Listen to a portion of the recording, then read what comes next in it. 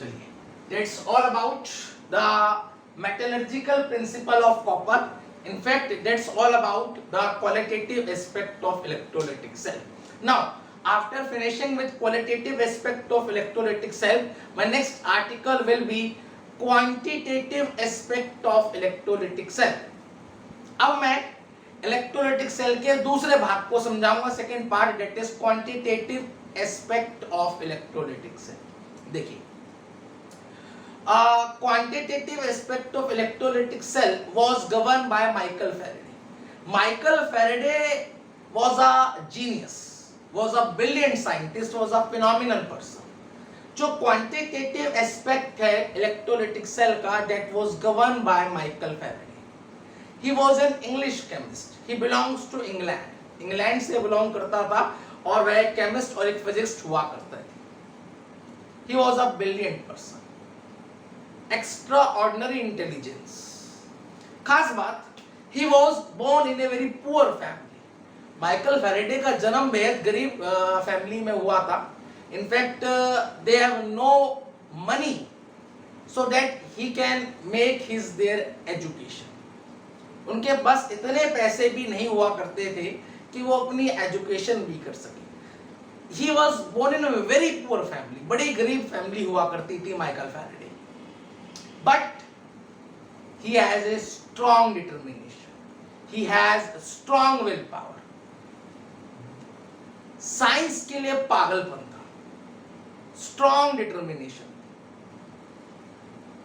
एक तरफ हालात बड़े खराब थे, दूसरी तरफ डिटर्मिनेशन और विल पावर बड़ी स्ट्रॉन्ग थी. जस्ट इमेजिन, हालात इतने खराब थे कि at the age of 14 he has to work on a bookseller, on a local bookseller. इतने हालात खराब थे कि 14 साल की उम्र में ही उन्हें एक बुक सेलर की दुकान पर, एक शॉप पर काम करना पड़ा. And at the fixed wages पर काम करना पड़ा. खास बात, Michael Faraday served that book seller up to 7 years. 7 साल तक उन्होंने वहां पर काम करा. And he has a keen interest in the field of science. जो पागलपन था साइंस का, वह कभी खत्म नहीं हुआ. वो बुक सेलर पर काम जरूर करा करते थे, पर खाली समय पर उस बुक सेलर में दुकान पर, उस बुक सेलर की दुकान पर रखी हुई किताबों को पढ़ा करते थे. He used to read those books kept at the shop where he used to work. उसी दुकान पर वह पढ़ा करता था, उसी दुकान पर वह काम करा करता था. And at that time there was a famous personality, there was a loyal personality named Humphrey Davy. He was a lecturer at Royal Institute of UK, जो यूनाइटेड किंगडम में रॉयल इंस्टीट्यूट है, वहां पर he was the lecturer. Humphry Davy वहां पर lecture दिया करते थे. And he was a very renowned personality, he was a very famous personality. And one day Michael Faraday got a chance to listen his lecture. एक दिन Michael Faraday को मौका मिल गया हम्फ्री डेवी के लेक्चर्स को सुनने का. And observe the brilliance. Michael Faraday गया और वहां जाकर हम्फ्री डेवी का लेक्चर बड़े ध्यान से सुना. इतने ध्यान से सुना कि जो जो शब्द उन्होंने मुंह से बोले, वे सारे शब्द उन्होंने अपनी कॉपी पर लिख डाले. उसके सारे के सारे नोट्स बना डाले उसी समय. और नोट्स बनाने के बाद he forwarded that notes to Humphry Davy. उन्होंने वह नोट्स को हम्फ्री डेवी को फॉरवर्ड कर दिया. And Humphry Davy got very surprise. वाकई it was a phenomenal work. Humphry Davy को जब उन्होंने उसका काम देखा, उनके नोट्स देखे, ही वॉज टोटली सरप्राइज्ड कि बिल्कुल हूबहू वैसे के वैसे शब्द उतार दिए जैसे कि मैंने बोले थे.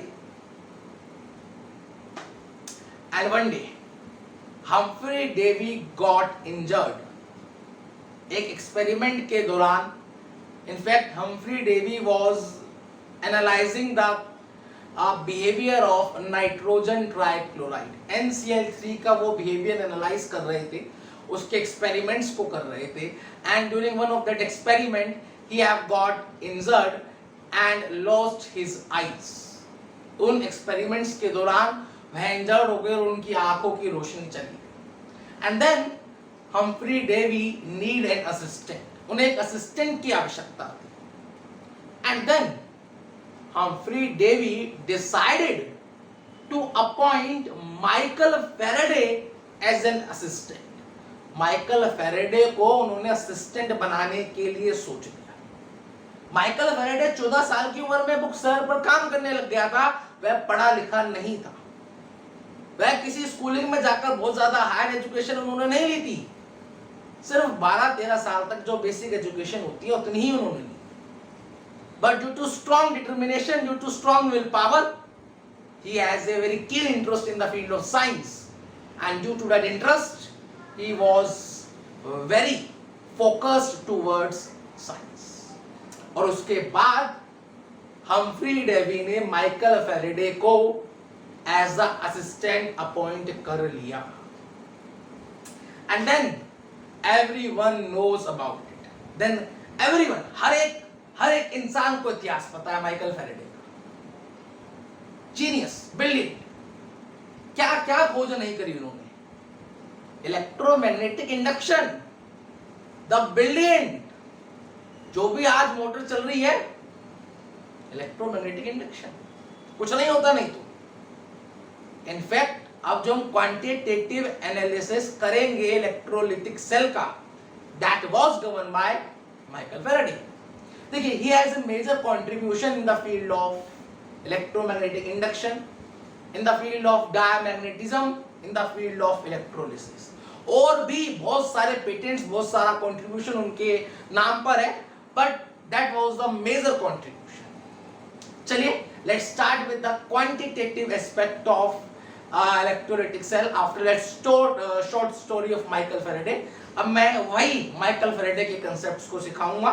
याद रहे, एक बात और याद रखा जाए, माइकल फेरेडे की ब्रिलियंस को किस तरीके से आप नाप सकते हो मैं आपको बताऊंगा। ये बात याद रखी जाए। हम कहते हैं Albert Einstein is the most talented, most brilliant, most intelligent person on our earth till now.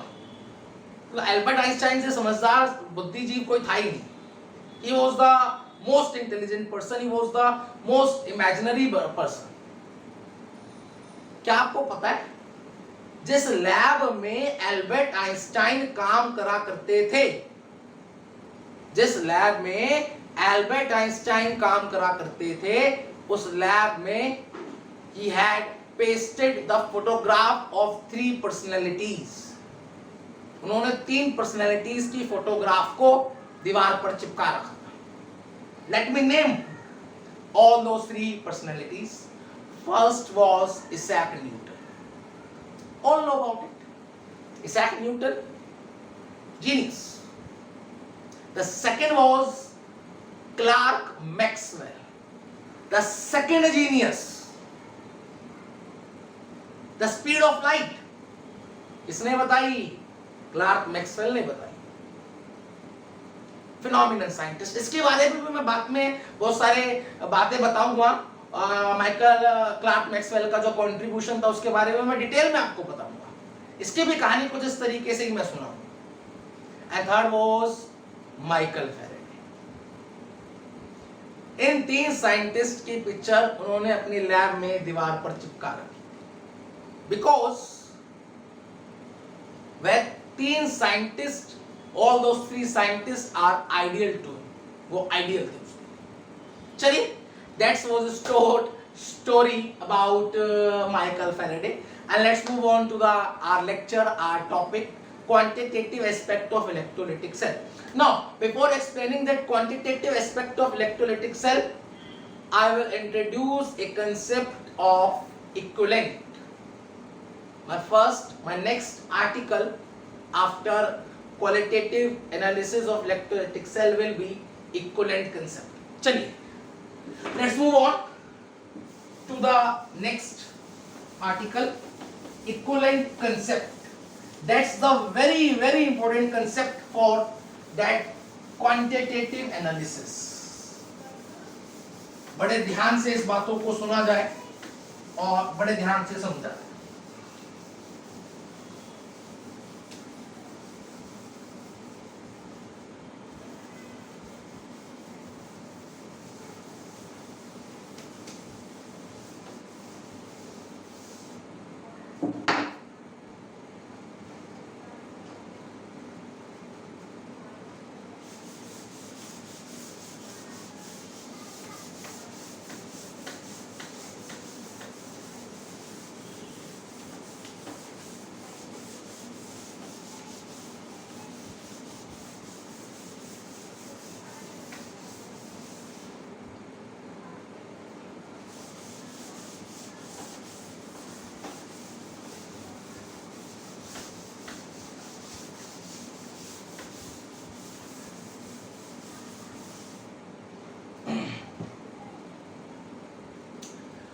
Sometimes my board takes a lot of time.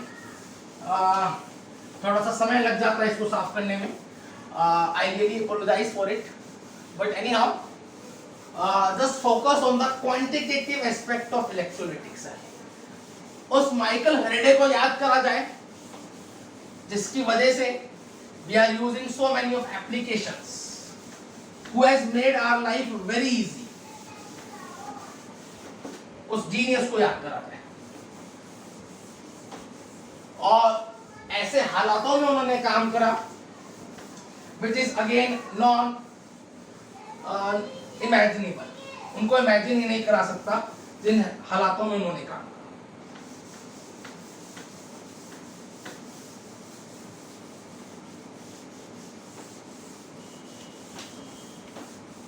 चलिए, let's move on. My next article will be equivalence concept.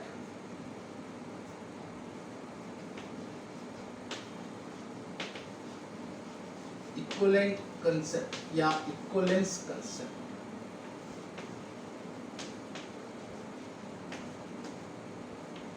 बड़े ध्यान से समझेंगे. Just imagine 1 mole of electron. 1 mole of electron को imagine कर लिया जाए.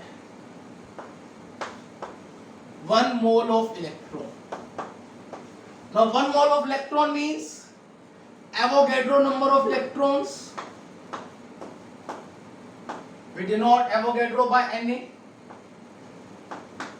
Na number of electrons.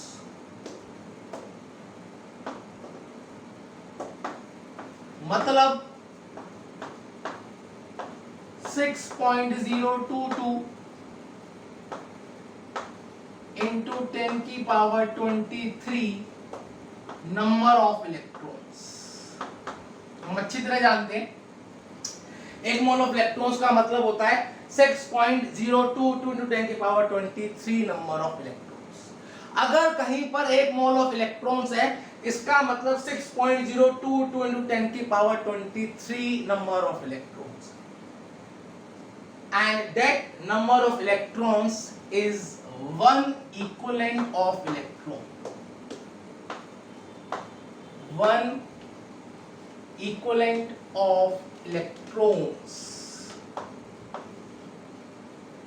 समझे?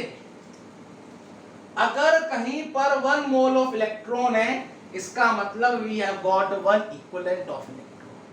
1 equivalent of electron simply means 1 mole of electron means 6.022 into 10 की power 23 number of electrons.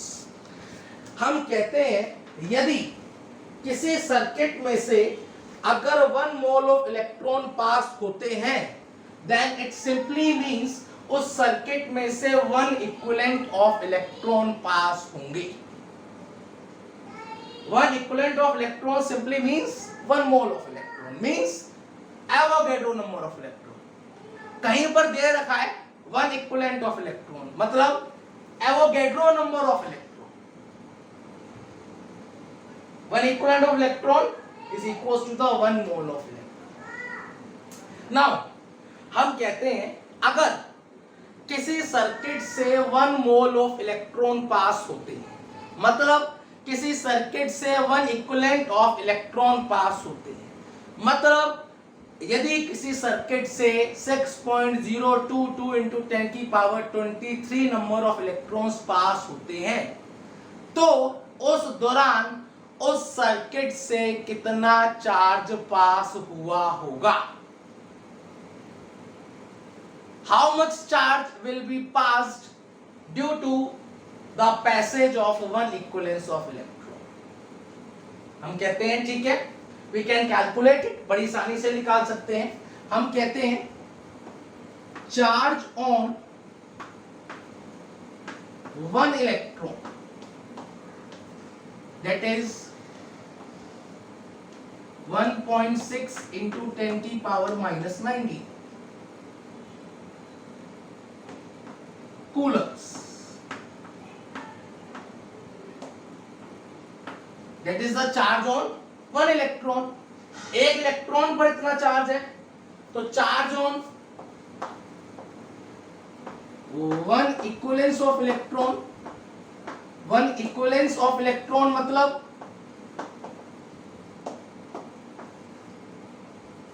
Charge on Avogadro number of electron, मतलब charge on 1 mole of electron. मैं लिख भी देता हूं, और 1 इक्विवेलेंट ऑफ इलेक्ट्रॉन और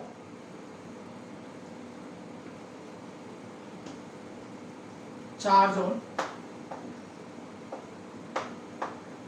1 मोल ऑफ इलेक्ट्रॉन। एक ही बात है, क्योंकि 1 equivalent of electron means 1 mole of electron. अब कैसे निकालेंगे? एक इलेक्ट्रॉन पर इतना चार्ज है, तो इतने इलेक्ट्रॉन पर कितना चार्ज होगा? Simply multiply it. हम कहेंगे 1.6 into 10 की पावर -19 into 6.022 into 10 की power 23 coulombs. That much charge will be on 1 equivalent of electron or 1 mole of electron. And let's multiply it.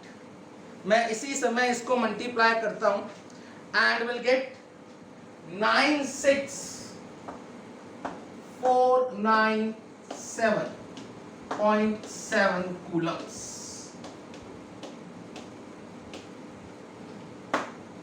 That means that much will be the charge on 1 mole of electron or 1 equivalence of electron. इतना charge होगा। And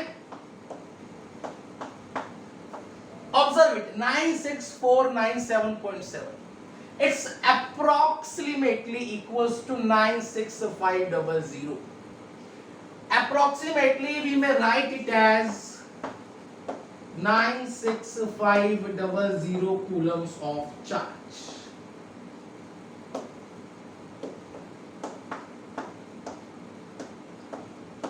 For our calculations, for our ease, we write it 96500 coulombs of charge. इतने बड़ी quantity में इतने छोटी approximation का कोई फर्क नहीं पड़ेगा। We can take that approximation. And that 96500 coulomb of charge is termed as 1 Faraday. Faraday कहां से आया? माइकल फैराडे से आया, क्योंकि ये किसने दिया? माइकल फैराडे ने। That 96500 coulomb of charge will be termed as 1 Faraday. इसे 1 Faraday कहा जाएगा।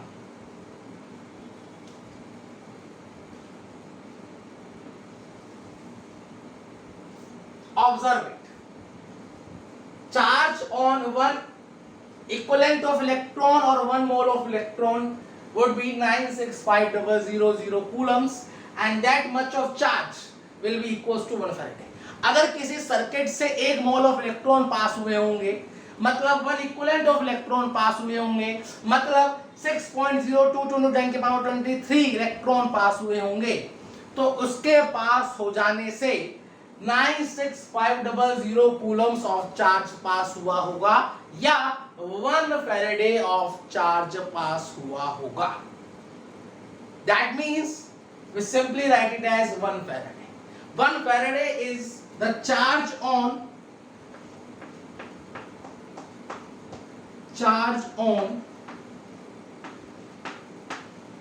1 mole of electron या 1 equivalent of electron.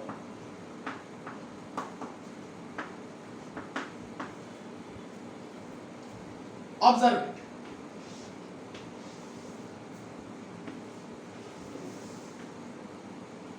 One Faraday is the charge on 1 mole of electron or 1 equivalent of electron. That is 1 Faraday.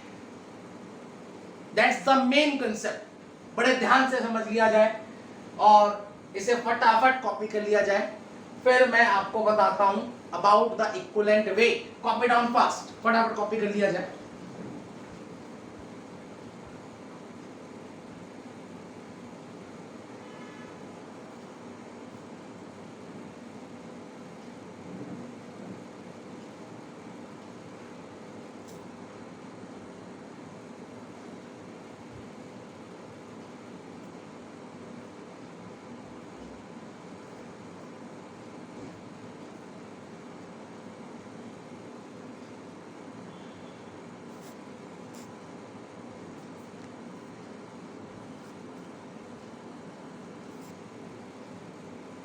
अब that's all about the 1 Faraday. याद रखा जाए 1 Faraday is that much of charge. Now after explaining 1 Faraday we used to conceptualize about equivalent weight. हम equivalent weight को conceptualize करते हैं. याद रखा जाए अगर 1 मोल ऑफ इलेक्ट्रॉन या 1 इक्विवेलेंट ऑफ इलेक्ट्रॉन पास होंगे तो वहां से इतना चार्ज पास होगा. Now we used to conceptualize about the equivalent weight. Now what is that weight? देखिए, it is defined as the substance that would transfer one equivalent of electron or that would transfer 1 mole of electron or that would transfer 1 Faraday of charge. वह वजन जो 1 mole of electron को transfer कर दे या वह वजन जो 1 equivalent of electron को ट्रांसफर कर दे या वह वजन जो 1 फैराडे ऑफ चार्ज को ट्रांसफर कर दे. That weight will be termed as equivalent weight. And one we can always determine that weight. हम उस वेट को निकाल सकते हैं. किस तरीके से समझाता हूं.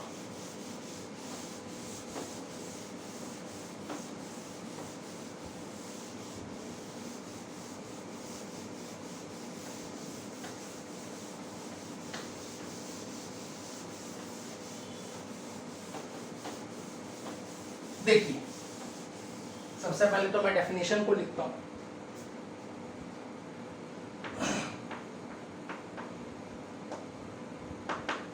equivalent weight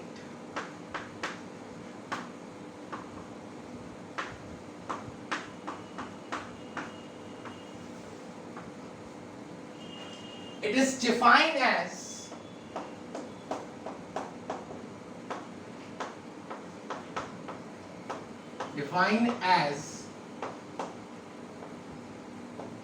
that weight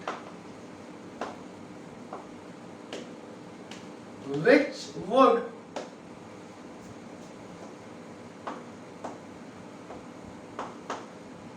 transfer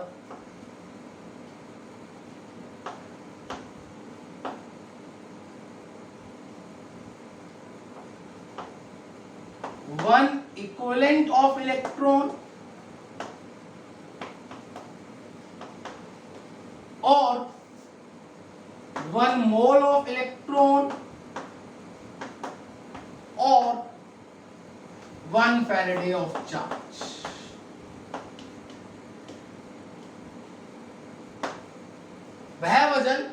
जो वन इक्विवेलेंट ऑफ इलेक्ट्रॉन को ट्रांसफर कर देगा, या वह वजन जो वन मोल ऑफ इलेक्ट्रॉन्स को ट्रांसफर कर देगा, यह वह वजन जो 1 फैराडे ऑफ चार्ज को ट्रांसफर कर देगा, that would be termed as equivalent weight, and it is denoted bye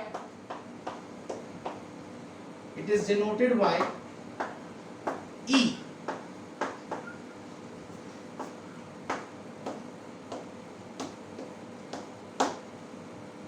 We denoted by E, and we can calculate it, we can measure it. इस इक्विवेलेंट वेट को निकाला जा सकता है। वह वजन जो एक मोल ऑफ इलेक्ट्रॉन को ट्रांसफर कर देगा, वह वजन जो एक इक्विवेलेंट ऑफ इलेक्ट्रॉन को ट्रांसफर कर देगा, या वह वजन जो 1 फैराडे ऑफ चार्ज को ट्रांसफर कर देगा, या वह वजन जो 965,000 कूलम्स ऑफ चार्ज को ट्रांसफर कर देगा, उसे कहा जाएगा equivalent weight, and we can determine it. हम इसे निकाल सकते हैं। हम कहते हैं if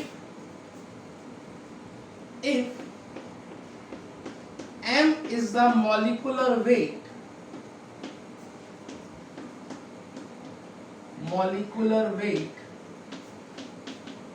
or atomic weight of the substance,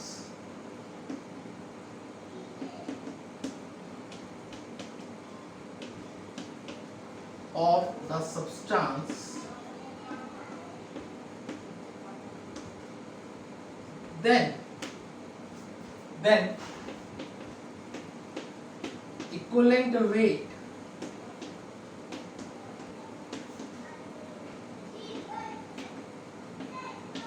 is given by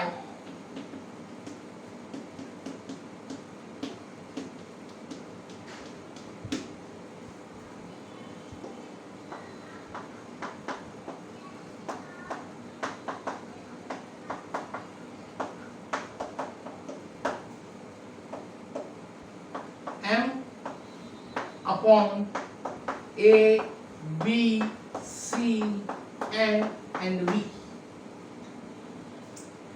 अगर किसी सब्सटेंस का एटॉमिक वेट m है या मॉलिक्यूलर वेट m है, then we can calculate the equivalent weight of that substance, and it is calculated as it is given by m upon A, B, C and V। In that manner we used to calculate the equivalent weight। अगर किसी substance का molecular weight m है, तो हम 5 तरीकों से उस substance का इक्विवेलेंट वेट निकाल सकते हैं, and these 5 symbols represents the different 5 methods to calculate the equivalent weight। यह जो 5 सिंबल लिखे गए हैं, यह 5 अलग-अलग मेथड्स को दर्शा रहे हैं to calculate the equivalent weight, where A is the acidity of base। लिखता हूं,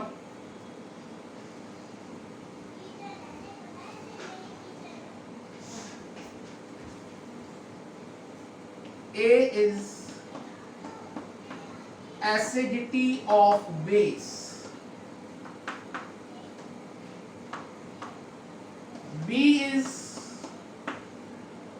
basicity of acid,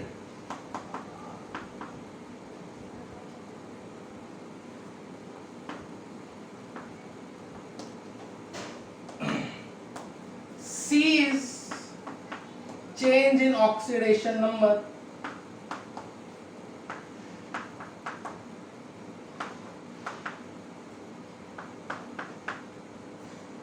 N is number of valence electrons, N is the number of electrons,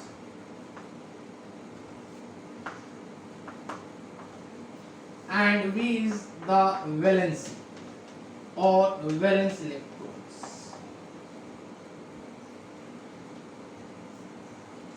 In that manner we used to calculate the equivalent weight।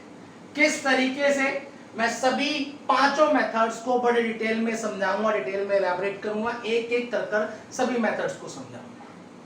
You please copy down fast, फिर मैं equivalent weight के 5 अलग अलग methods को निकालने का तरीका समझाता हूं। Copy down fast.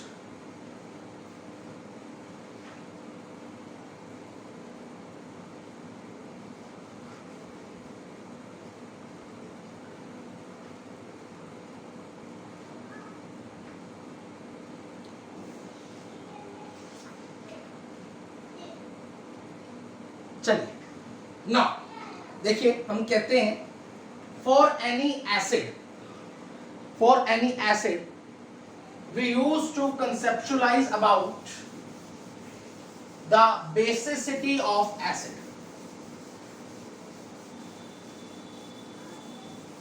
किसी एसिड के लिए हम एक कंसेप्ट को इंट्रोड्यूस करते हैं, that is basicity of acid. Now what do you mean by the term basicity of acid? इस बात को हम इक्विलिब्रियम चैप्टर में पढ़कर आए हैं, इक्विलिब्रियम में देखा है हमने, वहां पर बड़े डिटेल में हमने इस बात को सीखा था. Can anyone suggest? Yeah good. It is the number of H plus ions that an acid releases or the number of OH minus ion with which the acid combine. जितने H plus कोई सा भी acid release करता है उतनी ही उसकी basicity होती है, या जितने OH माइनस आयन से वह एसिड रिएक्ट करता है उतनी ही उसकी बेसिसिटी होती है. मैं समझाता हूं, डिटेल में समझाता हूं.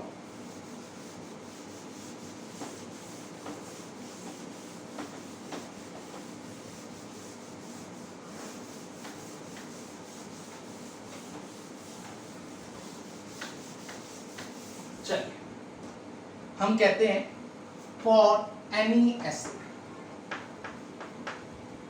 किसी भी एसिड के लिए we used to conceptualize a term basicity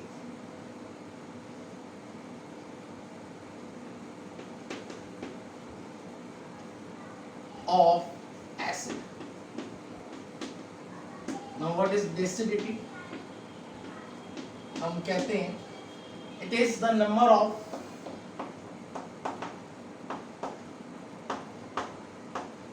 H plus ions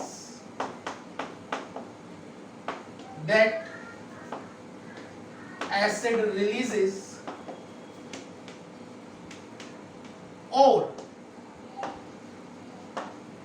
the number of hydroxyl ion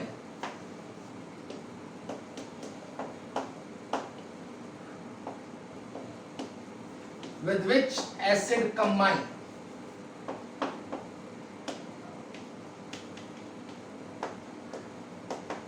बड़े ध्यान से समझेंगे.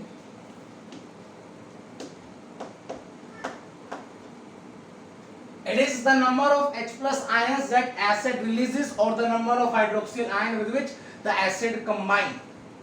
जितने H plus एसिड रिलीज करेगा उतनी ही उसकी बेसिसिटी होगी. अगर कोई एसिड एक H plus रिलीज कर रहा है तो उसकी बेसिसिटी 1 कहा जाएगी और उसे मोनोबेसिक एसिड कहा जाएगा. Monobasic acid.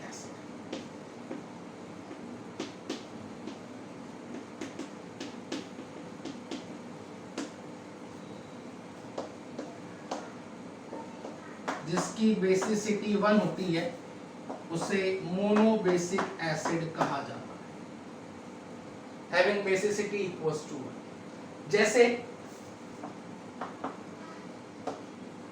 HCl, HCl एक H प्लस रिलीज करेगा, इसकी बेसिसिटी 1 होगी, इसे मोनोबेसिक एसिड कहा जाएगा.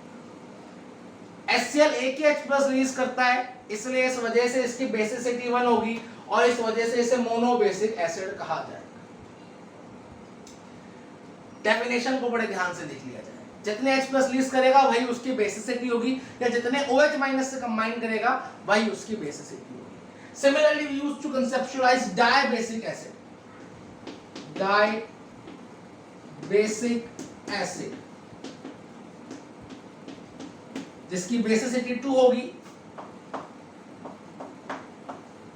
जैसे H2SO4 या 2H प्लस रिलीज करता है, that is monobasic acid. Similarly tribasic acid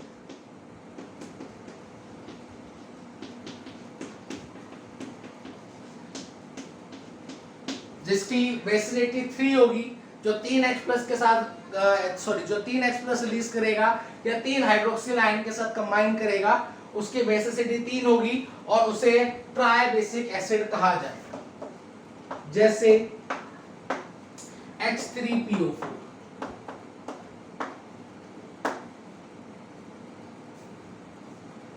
That will be the tribasic acid. In that manner we used to conceptualize the basicity of acid. Ab, for any acid, how we used to calculate the equivalent weight? किसी भी acid का equivalent weight किस तरीके से निकाला जाएगा? हम कहते हैं for any acid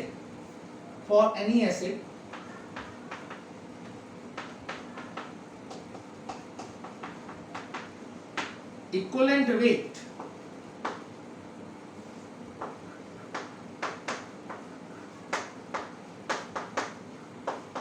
is calculated as M by B, where B is the basicity of acid.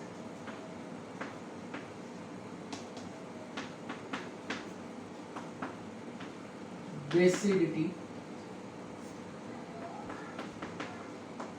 of acid. In that manner, we used to conceptualize the basicity. Sorry, यहाँ पर मैंने basicity लिख दिया है. That is basicity of acid. M by B. M will be the molecular weight or atomic weight upon B. B is the basicity of acid. कैसे मैं समझाता हूँ, जो प्लीज कॉपी डाउन फास्ट, फटाफट कॉपी कर लिया जाए, फिर मैं इसको बताता हूँ. मैं कुछ एसिड्स का इसी समय इक्विवेलेंट वेट निकालकर आपके सामने रखता हूँ. Copy down fast.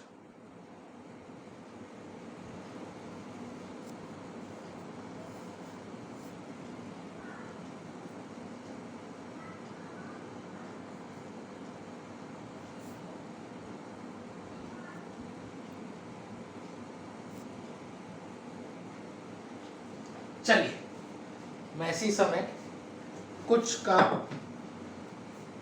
एसिड्स का इक्विवेलेंट वेट निकालकर आपको इसी समय दिखाता हूं. बड़े ध्यान से देखेंगे.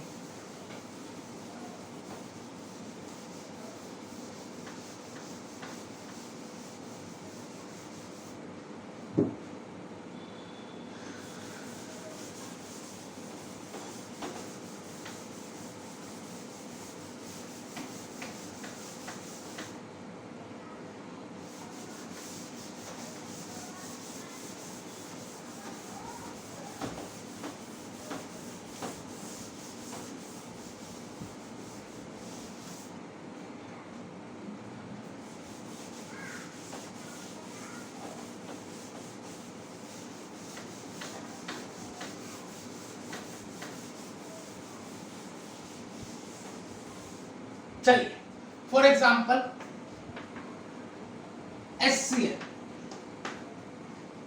HCl loses one H plus to form H plus and Cl minus. Now what will be the equivalent weight of acid? Now acid is a monobasic acid. जो HCl है वो मोनोबेसिक एसिड है, तो इसके लिए B की value हो जाएगी 1.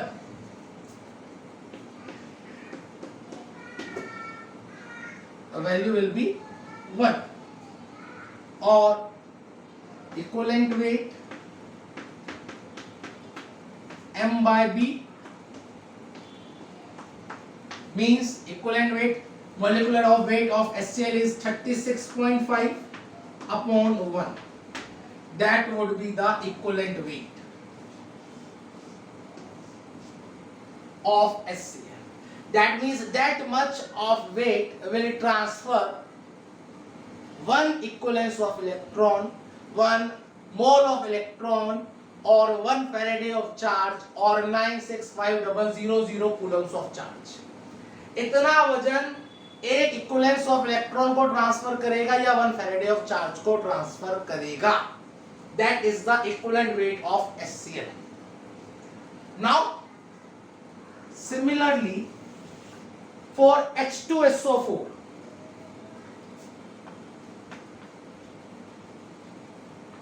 for H2SO4। देखिए हम कहते हैं H2SO4 दो तरीके से रिएक्ट करता है। कई बार H2SO4 एक ही H प्लस रिलीज करता है और कई बार दो H प्लस रिलीज करता है। जैसे अगर H2SO4 reacts with 1 mole of NaOH, तो it gives NaHSO4 plus H2। इस कंडीशन में H2SO4 एक ही H प्लस रिलीज कर रहा है और इस कंडीशन में अगर एक H प्लस रिलीज कर रहा है तो इसकी बेसिसिटी हो जाएगी 1, और अगर बेसिसिटी 1 हो गई तो इक्विवेलेंट वेट हो जाएगा M by B। M is 2 to 16 4 64 plus 2 66 and sulphur का 98 आई थिंक 64 plus 2 plus 32 या 98 by 1 इक्विवेलेंट वेट आ गया 98 by 1।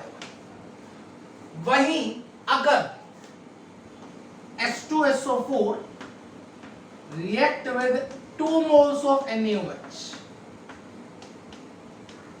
then it gives Na2SO4 plus 2H2O। Observe that situation. In that condition H2SO4 is releasing 2H plus ion, 2H plus ions release कर रहा है और इस condition में H2SO4 की basicity will be 2 will be the basicity and equivalent weight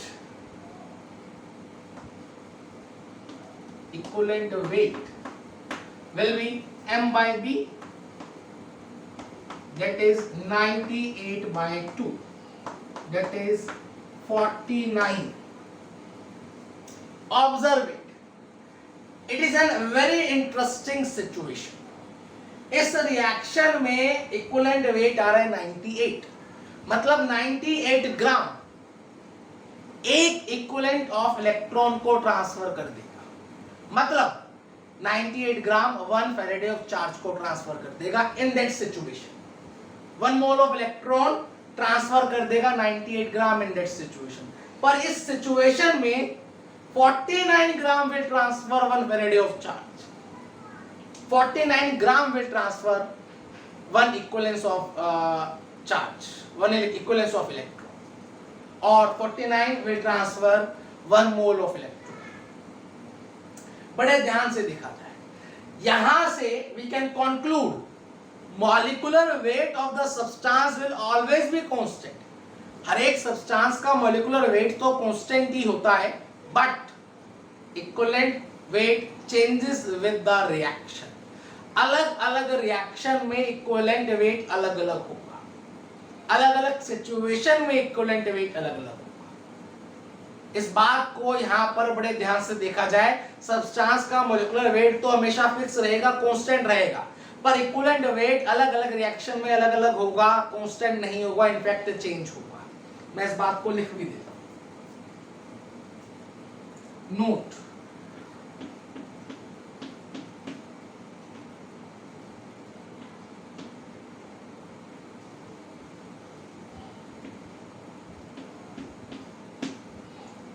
molecular weight of a substance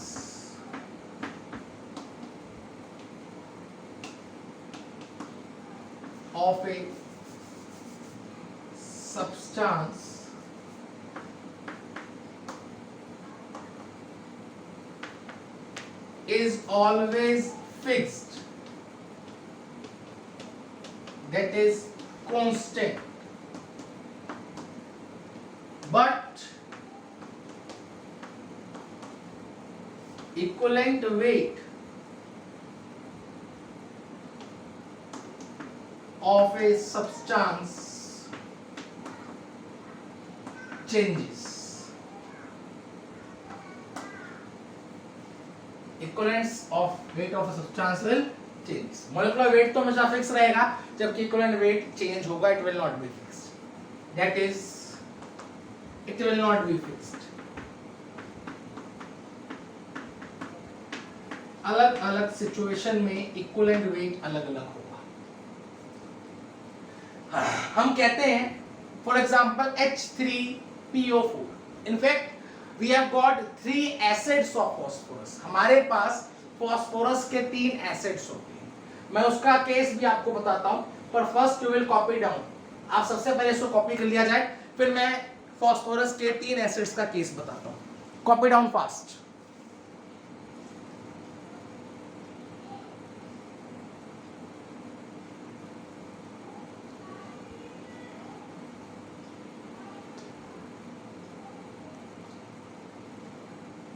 चलिए,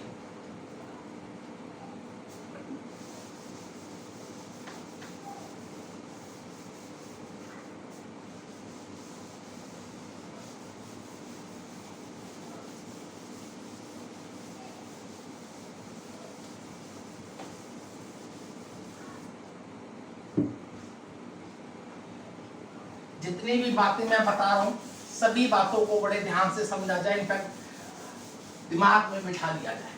equivalent weight होता क्या है? It is that weight which will transfer one equivalent of electron, मतलब 1 फैराडे ऑफ चार्ज जो pass करेगा, that is my equivalent weight. 1 Faraday of charge कितना है? 96500 Coulomb's.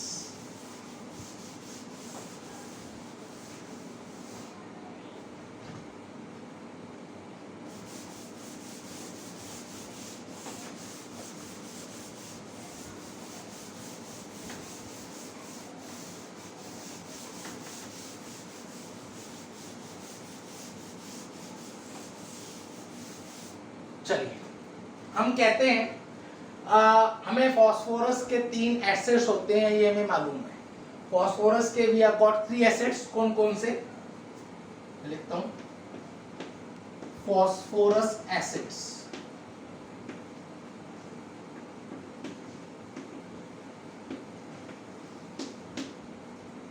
We have got H3PO2. we have got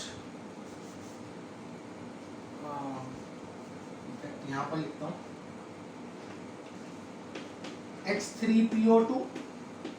second is H3PO3.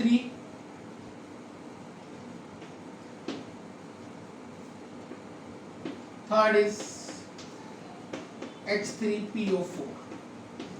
these are the 3 acids of phosphorus. phosphorus के ये 3 acids होते हैं, and we all know very well about them.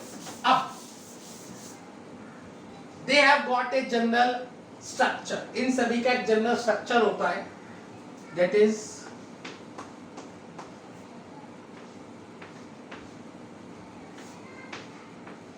the general structure of these acids. In acids का ये general structure होता है. In fact मैं आपको सभी एसिड्स का बनाकर दिखाता हूं इसी समय. Structure for H3PO2.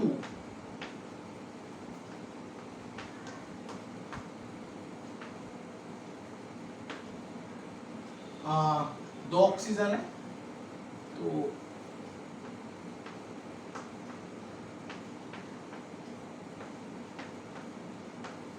that will be the structure of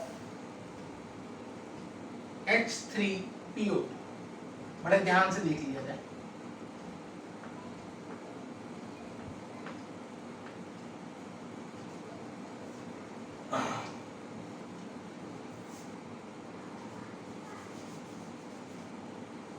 मैं दोबारा ही बनाता हूं.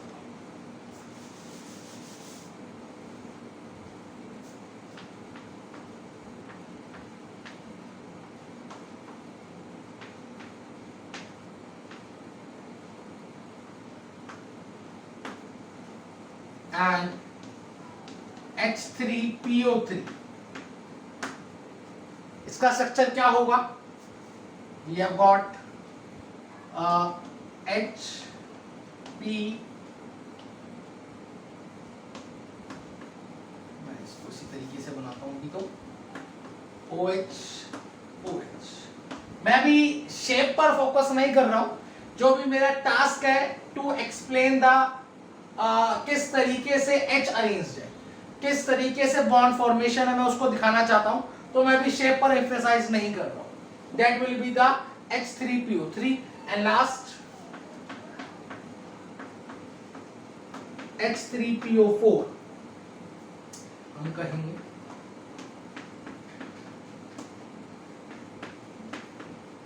That would be the structure of H3PO4. Now observe it. अगर मैं आपसे पूछूं how many replaceable hydrogens are there in H3PO2, H3PO2 में कितने replaceable हाइड्रोजन हैं, then can anyone suggest it? कोई बता सकता है? Yes, बिल्कुल, there will be one replaceable hydrogen. यहां पर एक replaceable हाइड्रोजन है। कौन सा? यह हाइड्रोजन जो ऑक्सीजन के साथ लगा हुआ है, that is my replaceable hydrogen. देखिए, हाइड्रोजन रिप्लेसेबल कैसे होता है, किस तरीके से हाइड्रोजन रिलीज होता है। जब हाइड्रोजन रिलीज होता है तो वह अपना एक इलेक्ट्रॉन किसी और को दे देता है, और अपना एक इलेक्ट्रॉन देने के बाद H+ आयन बनने के बाद, हाइड्रोजन आयन बनने के बाद वह रिलीज हो जाता है। अब क्या ये वाले हाइड्रोजन रिलीज हो सकते हैं? क्या ये हाइड्रोजन किसी को इलेक्ट्रॉन दे सकता है? भाई हाइड्रोजन उसी को इलेक्ट्रॉन देगा जो इलेक्ट्रॉन लेना चाहेगा। जो एलिमेंट इलेक्ट्रोनेगेटिव होगा वही इलेक्ट्रॉन को ले सकता है, और इनफैक्ट हाइड्रोजन उसी को इलेक्ट्रॉन दे पाएगा जो इलेक्ट्रोनेगेटिव होगा। ऑक्सीजन इलेक्ट्रोनेगेटिव एलिमेंट है, उसकी टेंडेंसी है to attract the shared pair of electron. वो इलेक्ट्रॉन को अपनी तरफ खींचता है, और इनफैक्ट वो इलेक्ट्रॉन को अपने ऊपर बड़ी आसानी से संभाल भी सकता है। उसको इलेक्ट्रॉन संभालने में कोई परेशानी नहीं होती है, वो इलेक्ट्रॉन को संभाल सकता है, उसकी टेंडेंसी है इलेक्ट्रॉन को अपनी तरफ खींचने की। वहीं फास्फोरस की इलेक्ट्रॉन को अपनी तरफ खींचने की कभी कोई टेंडेंसी नहीं, वह इलेक्ट्रोनेगेटिव भी नहीं है, it is not an electronegative element, वो इलेक्ट्रॉन का भी नहीं लेगा। वह कभी भी हाइड्रोजन को अपना इलेक्ट्रॉन देकर जाने नहीं देगा, वह H+ कभी रिलीज नहीं होने देगा। That means hydrogen which is connected to oxygen, those hydrogens are replaceable hydrogen, वही replaceable hydrogen। और इस वजह से इसकी basicity will be 1, इसकी basicity हो जाएगी 1।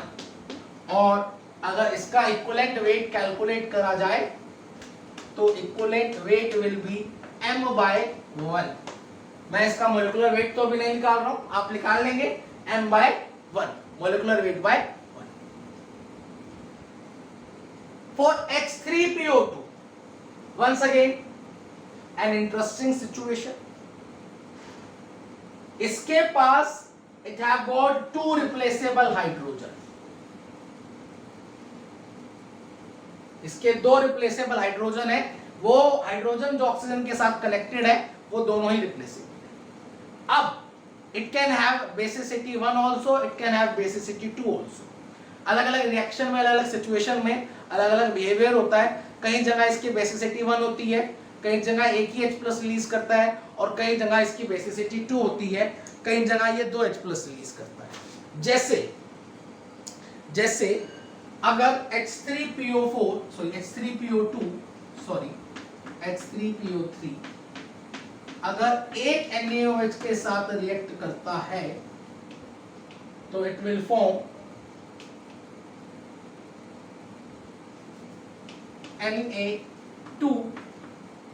Na2HPO3 plus H2। ऑब्जर्व, इस केस में उसकी बेसिसिटी 1 है, इस केस में बेसिसिटी 1 है, और इक्विवेलेंट वेट हो जाएगा m/1। क्योंकि एक ही हाइड्रोजन को रिलीज करा गया। वहीं अगर H3PO3 reacts with 2 NaOH तो it gives NaH2PO3 और इस केस में it have got basicity 2, इसकी basicity 2 है।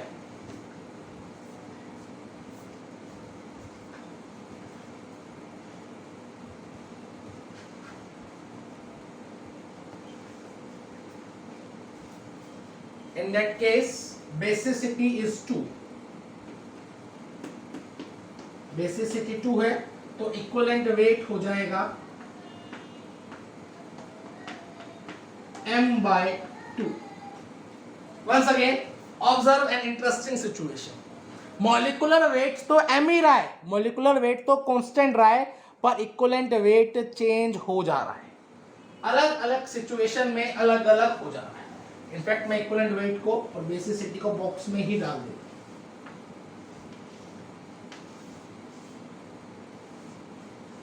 Similarly H3PO4 it have got 3 replaceable hydrogens, इसके पास 3 रिप्लेसेबल हाइड्रोजन्स हैं। कौन कौन से? एक ये और एक। It have got 3 replaceable hydrogens. Now it can release 1H+, कुछ सिचुएशंस में सिर्फ एक ही H+ रिलीज करता है, कुछ सिचुएशन में 2H+ रिलीज करता है, कुछ सिचुएशन में 3H+ रिलीज करता है, और तीनों सिचुएशन में उसकी एसिडिटी उसकी बेसिसिटी अलग अलग होती है और इक्विवेलेंट वेट भी अलग अलग होता है। जैसे H3PO4 अगर एक H+ रिलीज करेगा कुछ इस तरीके से, तो यहां पर बेसिसिटी हो जाएगी 1 और इक्विवेलेंट वेट हो जाएगा m/1। सिंपल। अगर H3PO4 2H+ को रिलीज करता है, यहां पर H2 है,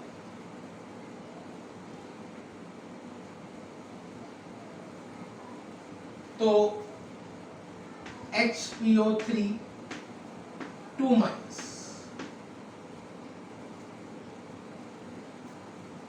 that's PO4, मैंने ऑक्सीजन कम कर दिया।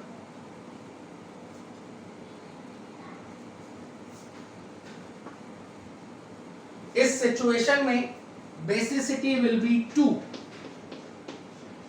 और equivalent weight will be m/2। और अगर वह तीनों के तीनों H+ रिलीज कर देगा तो 3H+ प्लस PO4 2-, और इस केस में बेसिसिटी विल बी 3 और equivalent weight will be m/3। Observe the situations properly. साफ नजर आ रहा है, सब्सटेंस का मॉलिक्यूलर वेट तो सेम रहेगा, कांस्टेंट रहेगा, पर इक्विवेलेंट वेट रिएक्शन के साथ बदलता रहेगा। अलग अलग सिचुएशन में इक्विवेलेंट वेट अलग अलग होगा। बेसिसिटी 1 है तो इक्विवेलेंट वेट ये है, बेसिसिटी है तो इक्विवेलेंट वेट ये है, बेसिसिटी ये है तो इक्विवेलेंट वेट ये है। In that manner we use to calculate the equivalent weight for any acid. इस तरीके से हम एसिड्स का इक्विवेलेंट वेट निकालते हैं। इक्विवेलेंट वेट क्या है? It is that weight that will transfer 1 equivalence of electron, मतलब 1 मोल ऑफ इलेक्ट्रॉन, मतलब 1 फैराडे ऑफ चार्ज, मतलब 96500 coulomb of charge. That is my that is my equivalent weight. Copy down fast, फटाफट copy कर लिया जाए। फिर मैं basis के लिए बताता हूं, बेसिस के लिए किस तरीके से इक्विवेलेंट वेट को निकाला जाता है। How we use to calculate the equivalent weight for bases. Copy down fast, फटाफट कॉपी कर लिया।